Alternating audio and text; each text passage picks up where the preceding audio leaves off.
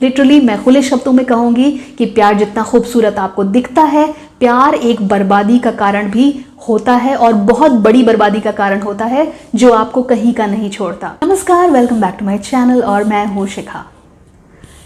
प्यार में शुरुआती दौर बहुत खूबसूरत बीता, धीरे धीरे चीज़ें बहुत अच्छी चली। आगे चल के जब हम रिलेशन को फाइनल स्टेज पे ले जाना चाह रहे थे तो हमारे पार्टनर ने कहा कि देखो फैमिली नहीं मानेगी। क्या आपके साथ ऐसा कुछ हुआ है?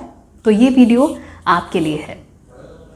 ऐसा होता है, ऐसा बहुत बार होता है कि चीज़ें बहुत अच्छी चलती हैं, हम अपना फ्यूचर देखने लगते हैं उस इंसान के साथ, लेकिन फाइनल में आके वो इंसान हमें एक ऐसा गुड बाय स्टेटमेंट देता है जो लगता है यार मेरी क्या गलती थी, उसने ऐसा क्यों कह दिया कि फैमिली नहीं मानेगी। क्या आपने रिलेशनशिप में पढ़ने से पहले अपने पेरेंट्स की राय ली थी कि देखो ये मेरा बॉयफ्रेंड है, क्या मैं इसके साथ रिलेशन में जाऊं? क्या आपने पूछा था? नहीं ना, नहीं पूछा था ना। तो अब इतने साल बीतने के बाद ये दोनों के लिए है, एक लड़के के लिए भी है और एक लड़की के लिए भी है। दोनों केसेस में ऐसा होता है। कई बार लड़के भी मना कर देते हैं लड़की को कि देखो नहीं हो पाएगा, मेरे पेरेंट्स नहीं मानेंगे और ये चीज़ें वर्क नहीं करेंगी, और तब वो एक स्टेटमेंट देता है कि मैं फैमिली की ही मर्ज़ी से शादी करना चाहता हूँ, मैं नहीं चाहता कि मैं फैमिली की मर्ज़ी के बिना शादी करूँ। क्यों? प्यार आपने फैमिली की मर्ज़ी से किया था, छुप छुप के किया था ना। क्या आप डेट पर जब जाते थे आपने अपने पेरेंट्स को बताया? क्या जो महंगे महंगे गिफ्ट्स आप देते थे, अपने पापा से पैसे मांगते थे कि पापा आज मुझे 2000 रुपये दे दीजिए, मुझे अपनी गर्लफ्रेंड को ड्रेस लेके देनी है? क्या ऐसा होता था? नहीं। बट ये होता है फाइनल स्टेज में आकर के 85% लोग ये कह देते हैं। देखिए, इसका एक बहुत ही कह सकते हैं कि एक जवाब है लोगों के लिए कि अगर आप अपने लिए काम नहीं कर रहे हैं, अगर आप दूसरे पर ही डिपेंडेंट हैं, उसके ऊपर ही अपना फ्यूचर देख रहे हैं, तो समझ जाइए और इस वीडियो को अंत तक देखिए। आपको समझ आ जाएगा कि किसी इंसान ने आपसे ये क्यों कहा है और ऐसा आप क्या करें कि कोई भी इंसान आपसे ये ना कहे, और अगर उसने कहा है, अगर मान लीजिए आपके साथ ये हादसा हो गया है, तो उस इंसान को आप एक ज़ोरदार तमाचा कैसे लगा सकते हैं बिना हाथ उठाए। जी हाँ, मैं आपको एक कहानी सुनाना चाहती हूँ। मेरी एक फ्रेंड है जो कि बहुत सालों से एक चीज़ की प्रिपरेशन कर रही थी और बहुत ही अच्छी, वो पढ़ने में भी, हम दोनों ही पढ़ने में बहुत ही अच्छे रहे हैं हमेशा से, तो हम दोनों का इनिशियल स्टेज पर कंपटीशन चलता था। बट क्या हुआ कि उसका जो एग्ज़ाम था वो क्रैक नहीं हो पा रहा था। वो एक रिलेशनशिप में थी, रिलेशनशिप में उसका काफ़ी लंबा समय चल रहा है, आई गेस 11 साल उसका रिलेशनशिप चला है। अब वो चीज़ें पढ़ाई में अच्छी थी, वो बार बार ट्राई करती थी, बट कुछ नंबर से उसका सिलेक्शन रह जाता था। वो लड़का उसके साथ रिलेशनशिप में था। जब उसका सेकंड अटेम्प्ट में भी वो नहीं कर पाई तो उस लड़के ने ये बोला, अब क्योंकि शादी के लिए वो लोग ट्राई कर रहे थे, शादी के लिए फैमिली भी अब प्रेशर कर रही थी, तो दोनों ने ये डिसाइड किया कि दोनों के घर में, मतलब दोनों के ही घर में बातें चलने लगी। लड़के ने ये कहा कि देखो मेरे घर वाले नहीं मानेंगे और मैं कहीं और, शायद वो मेरी शादी कहीं और कर देंगे। और उसने ब्लंटली उस लड़की से ये बोला, ब्लंटली उसने डायरेक्टली ये बोला कि तुम्हारा तो ये एग्ज़ाम क्लियर नहीं हो पा रहा है, अगर ये हो जाता तो शायद मैं कुछ सोचता। ये एक ट्रिगर पॉइंट था उस लड़की के लिए।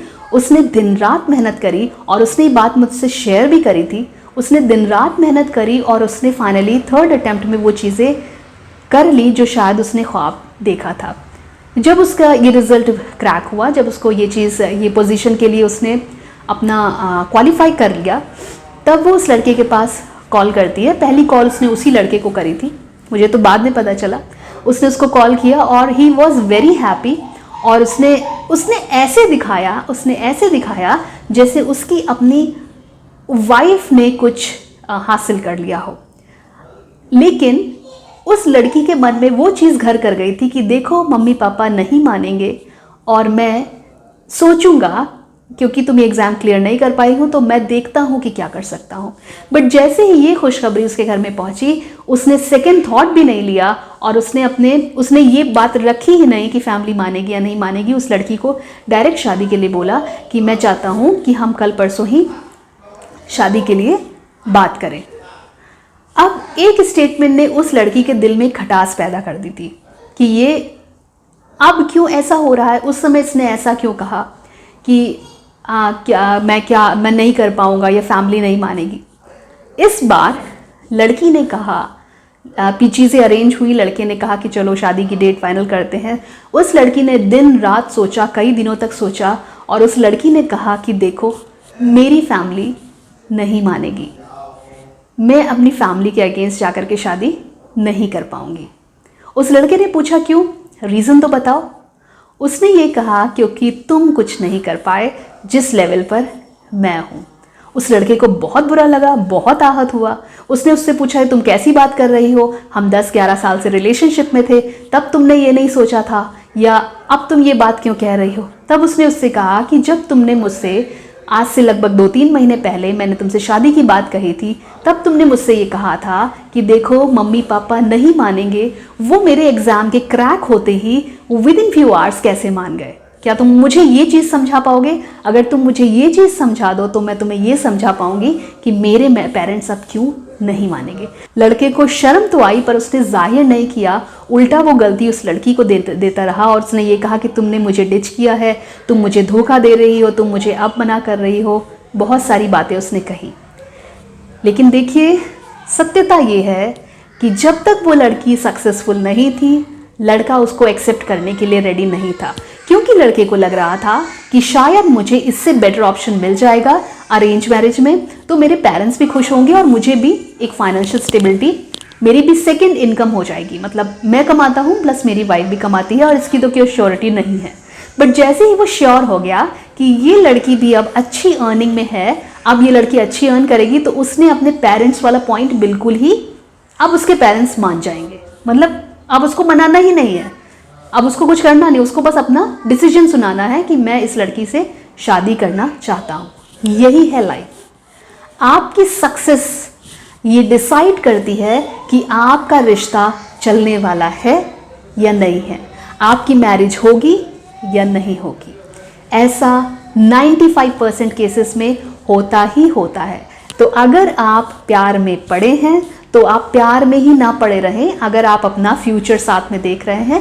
क्योंकि अगर आप कुछ नहीं कर पाए, मैं उन लोगों के लिए कह रही हूँ जो बहुत यंग एज में है, अभी शायद कॉलेज में है, स्कूल में है, तो आप ये सोचिए कि अगर आप फ्यूचर देख रहे हैं तो आपका सक्सेस होना बहुत ज़रूरी है अगर आप रिश्ता चाहते हैं। बाद में आप उस इंसान को ब्लेम मत करिएगा, इनफैक्ट आप खुद को ब्लेम करिएगा कि मैं तो लाइफ को समझ ही नहीं पाया, जहां मुझे पता होना चाहिए था कि अगर सक्सेस है तो सब कुछ है, और अगर सक्सेस नहीं है तो दुनिया में प्यार भी नहीं है। आपको ये समझना चाहिए कि अगर आपके पास पैसा है, मैं खुले शब्दों में बोलूं, अगर आपके पास पैसा है तो एक झूठा रिश्ता भी सालों साल आपके साथ चिपका रहेगा, और अगर आपके पास पैसा नहीं है तो सच्ची मोहब्बत भी आपसे हाथ छुड़ा करके चली जाएगी। अगर आप सक्सेसफुल नहीं हैं, आप ये उम्मीद छोड़ दीजिए कि आपका साथी आपके साथ ताउम्र रहेगा, या वो ये स्टेटमेंट आपसे नहीं कहेगा कि देखो मम्मी पापा नहीं मानेंगे। आपको ये बात समझनी होगी।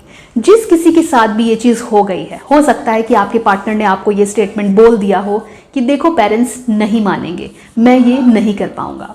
अभी भी कुछ नहीं बिगड़ा है, खुद पर काम करिए, अपनी सक्सेस को एक ऐसा ज़ोरदार तमाचा बना करके उस इंसान को दीजिए जिसने आपसे ये कहा है, ताकि जब आप कुछ बन जाएं तो वो एक बार पछताए ज़रूर और ये सोचे ज़रूर कि उसने क्या कुछ खो दिया, वो क्या पा सकता था। तो आपका सफल होना हर हाल में बहुत ज़रूरी है। हम जब प्यार में होते हैं तो हम दिन रात, हर सेकंड, हर पल, हर एक घंटा निकाल देते हैं उस इंसान की याद में, उस इंसान की बातों में, उस इंसान को सोचने में कि बाकी किसी चीज़ को हम सोचते ही नहीं। और शायद प्यार अगर इस तरीके का है तो वो आपको बर्बाद कर देता है। लिटरली मैं खुले शब्दों में कहूँगी कि प्यार जितना खूबसूरत आपको दिखता है, प्यार एक बर्बादी का कारण भी होता है, और बहुत बड़ी बर्बादी का कारण होता है जो आपको कहीं का नहीं छोड़ता।